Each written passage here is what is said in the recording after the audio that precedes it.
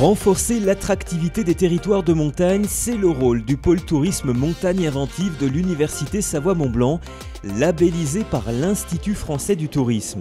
C'est dans le cadre du projet Corpolinks Cluster que l'Espace Malraux Scène nationale de Chambéry et de la Savoie, avec ses partenaires italiens, se sont tournés vers le pôle tourisme.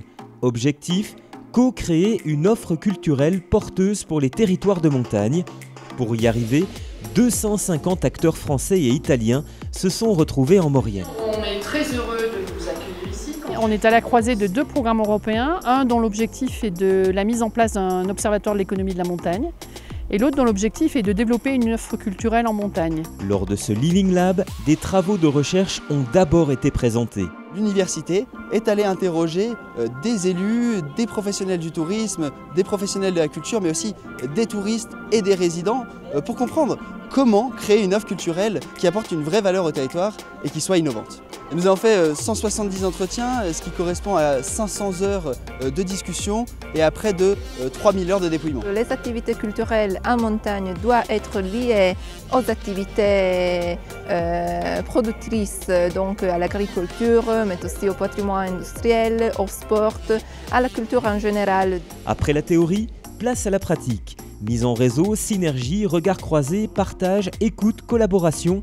Les participants ont co-construit ensemble 16 projets culturels innovants. Si vous avez du mal à choisir entre plusieurs idées, prenez ça.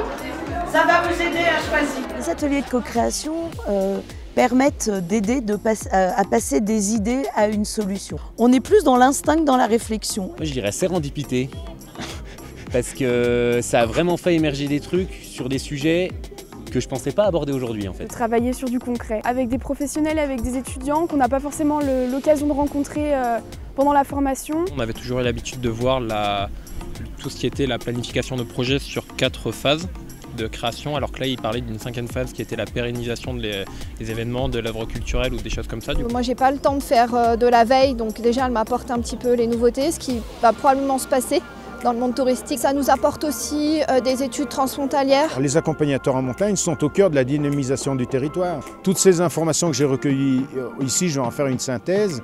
La culture, ça fait partie de la qualité de vie et dans l'attractivité du territoire, le bien vivre, il est essentiel. C'est aussi la recherche qui nous a confirmé sur ce qui était une de nos intuitions, c'est-à-dire la notion d'itinérance. Ça donne pour moi la force au côté artistique d'être vraiment une proposition crédible. C'est vraiment de faire co-créer les gens et de les faire parler, même au sein d'une entreprise, je pense que c'est la base aussi de faire ça.